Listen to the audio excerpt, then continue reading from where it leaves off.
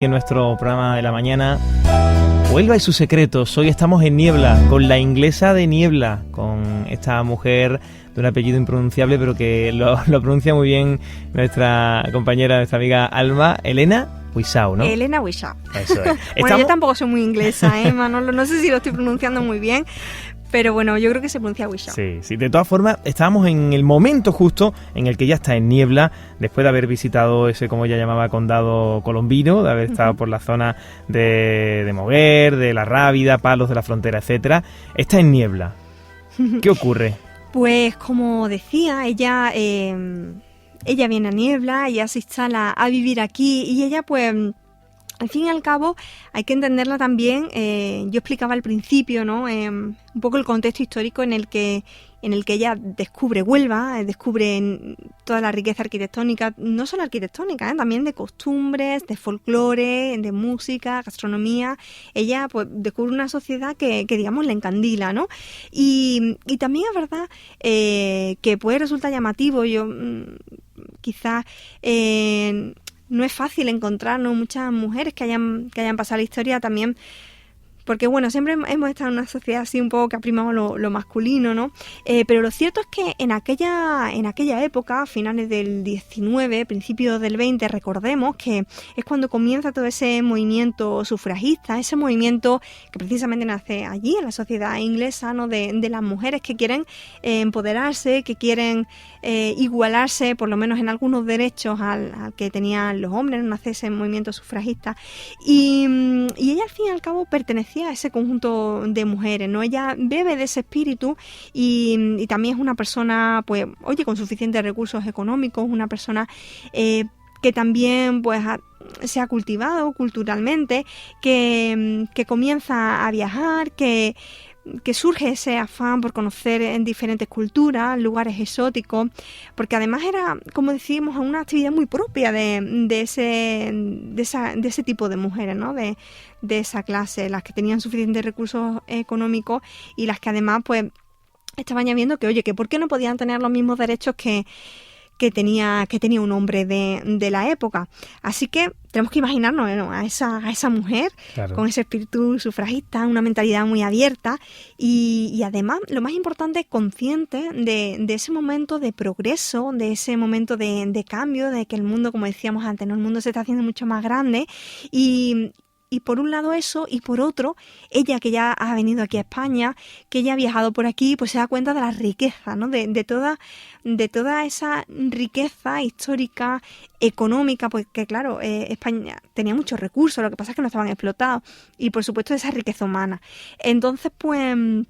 nosotros, yo decía al principio que estaba muy interesada en ver un poco el legado que había dejado Elena Wisau, un legado que conocemos principalmente pues su faceta antropológica, su faceta histórica, pero también dejó un legado literario. Uh-huh. Explicaba yo al principio que en sus viajes ella pues tomó nota. Ella ya en Inglaterra pues había publicado tanto obras de ficción, había publicado artículos en prensa, había publicado colaboraciones, algunos de sus relatos se incluyen en colecciones en los que también aparecen nombres como Arthur Doyle, ¿no?, el autor de Sherlock Holmes.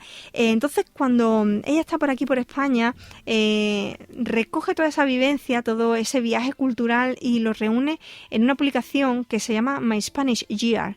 Mi año español se llama.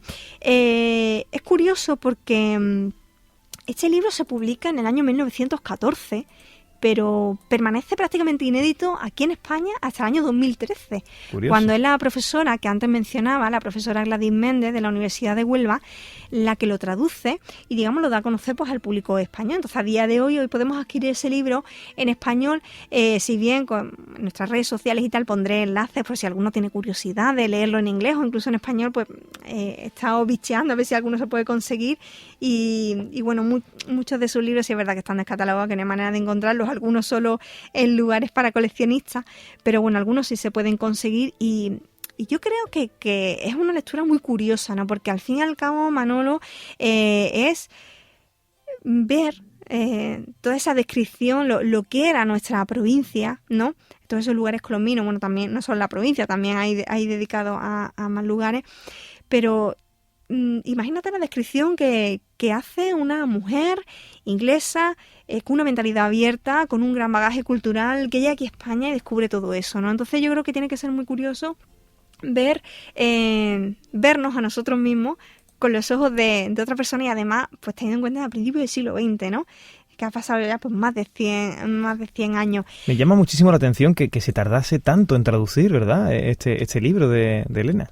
Pues sí, lo editó la Diputación Provincial de Huelva y de hecho fue un libro que tuvo gran importancia, Manolo, porque en el mismo prólogo la profesora María Losada Frián recoge que este libro, Mi Año Español, desveló y explicó al público, al público lector inglés y también al americano, las ricas tradiciones y costumbres que existían en España durante el último tercio del siglo XIX y principios del XX.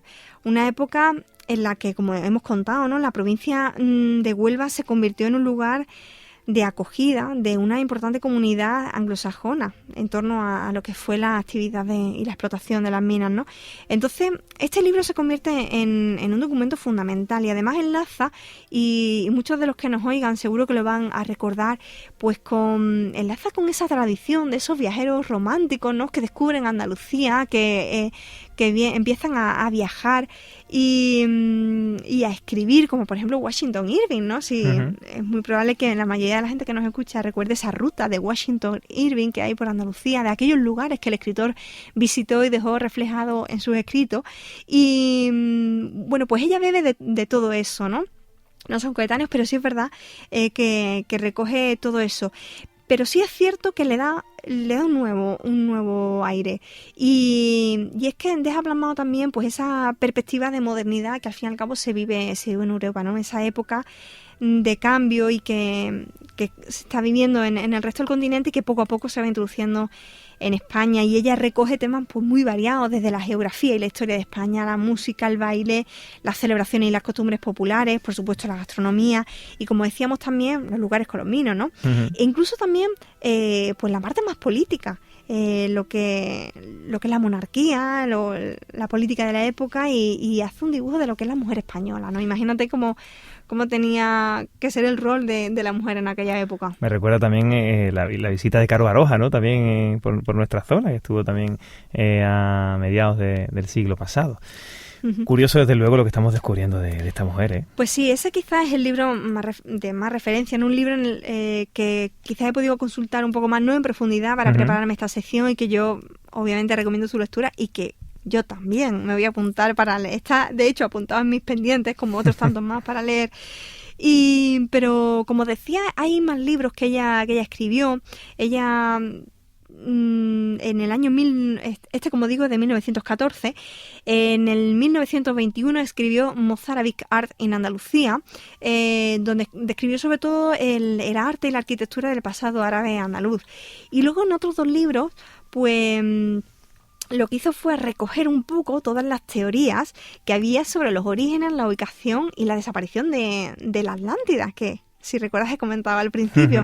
Y lo hizo en dos libros titulados Atlantis in Spain, del año 1928, y Atlantis in Andalucía, del año siguiente, 1929. Tenemos que decir que la Atlántida, como bien decías también al comienzo, pues se piensa que podría estar en las marismas, ¿no? La marisma de aquí de nuestra comarca, la marisma de Hinojo. Sí, pues de toda esta época vienen todas esas teorías que, lógicamente, pues todavía no se ha podido... no se han podido confirmar, pero lo cierto es que sí tenemos un pasado tartesio y bueno, y ella se deja llevar también por todo eso. He descubierto, mirando en nuestro archivo de la radio, que, como has mencionado también al paisano, al rocianero Juan Manuel Acosta, el autor, que fue en 2013 cuando presentó, creo recordar, el libro de Elena Wisau en Niebla, 75 años después, que podríamos escucharlo. Pues venga, vamos a escucharlo, Manolo. Venga, vamos a escuchar a Juan María Acosta. A Juan Manuel Acosta. ¿Juan Manuel o Juan María? Pues ya me... Creo que es Juan Manuel, ¿eh? Vaya, le he cambiado el nombre todo el tiempo. Bueno, pues Elena Wisau es un personaje muy singular. Era una persona que nace en 1857, en plena época victoriana del Imperio Británico, aficionada a la cultura, a los temas hispánicos, que se viene con su marido a vivir a Sevilla a principios del siglo XX y tras unos años residiendo en Sevilla se traslada a Niebla y en Niebla vive 25 años, muriendo al principio de la Guerra Civil. Y en Niebla esta mujer pues desarrolla una polifacética actividad desde crear una escuela de arqueología, un museo de antigüedades, fundar un sindicato agrícola, la creación de una escuela, la construcción de una barriada. ¿Veis? Temas tan diferentes, pero además que le hacen estar en relación con los ambientes académicos, con los ambientes científicos de la época, y es una arqueóloga aficionada que inicia lo que son la investigación de los estudios históricos y arqueológicos en la provincia de Huelva. Así, en pocas palabras, este era el personaje, un personaje muy singular, muy característico, en la que después que ella muere, como digo, a principios de la Guerra Civil, hay un gran vacío durante muchos años sobre este personaje, su figura queda un poco tergiversada, olvidada, y desde hace pues ya bastantes años pues inicié una labor de investigación, de escudriñar en bastantes archivos y documentos esta figura, y ha llegado el momento, pasados 75 años de su fallecimiento, pues de recordar esta figura y ver qué queda de ella en la realidad de Niebla, en la realidad de la zona del condado, en la provincia de Huelva, de sus investigaciones y de sus aportaciones fundamentalmente a los estudios históricos, a las investigaciones arqueológicas y a la puesta en valor del patrimonio cultural. Bueno, pues prácticamente ha comentado también, a grosso modo, simplificando todo lo que venías diciendo, que lo has desarrollado más minuciosamente, lógicamente, pero como era el autor del libro, digo, no vendría mal de escuchar en su propia voz, ¿verdad? Todo aquel descubrimiento y la presentación de aquel libro. Sí, pues como estabas comentando, fue para la presentación de Nena Wishaw, 75 años después, un libro que se presentó con motivo del 75 aniversario de su fallecimiento del año 2013, pero el profesor Acosta ha escrito también otros 2 libros, investigando y profundizando más sobre la vida de este personaje, de la inglesa de Niebla. En concreto, Helena Wishaw, entre la leyenda y la realidad, del año 2003, y Helena Wishaw y Niebla, la dama de las piedras. O sea, que es una persona que realmente ha investigado, ha hundido, ha profundizado en lo que es la vida de este personaje, que, como él mismo dice, pues al morir también, pues al comienzo de la Guerra Civil, pues cae un poco en el olvido, ¿no? Y quizás, pues ha sido ahora, gracias a su investigación también, gracias a la investigación de otras personas, que se ha recuperado un poco y estamos de nuevo conociendo pues todo lo que nos ha legado, que es mucho. Ahora vamos a comentar, ahora vamos a seguir hablando, Manolo. Sí, pues eso, vamos directamente a ese legado que quizás es lo más importante, ¿no? No solo ya también las publicaciones que se pueden consultar y que de hecho hasta hace unos años pues no se había traducido, pero que es exactamente, que yo creo que también el profesor Acosta lo dejó plasmado en aquella entrevista que hicimos a través de la radio, que es lo que nos dejó la inglesa de Niebla. Pues sí, principalmente lo que decía el profesor Acosta, ¿no? Ella fue una defensora del patrimonio histórico artístico y se notó, ¿no? Llegó a Niebla y vio todo ese diamante en bruto, ¿no? Que teníamos en esta zona, y digamos que se remangó y se puso manos a la obra, y quizás a ella le debamos un poco el génesis del Museo Provincial que tenemos aquí en Huelva, ¿no? Ella, como explica también el profesor, fue arqueóloga, pero arqueóloga aficionada, le faltaba cierto rigor histórico, pero sí es verdad que fue una persona muy aficionada, y de hecho no solo escribió esos libros, sino incluso también escribió folletos informativos y relacionado con todo este legado, como por ejemplo notas sobre el puerto de Palos y las basílicas de San Jorge de Palos y Santa María de Niebla, ¿no? Entonces a ella le llamó fundamentalmente esa parte, todo el tema de la arqueología, todo el tema de la historia.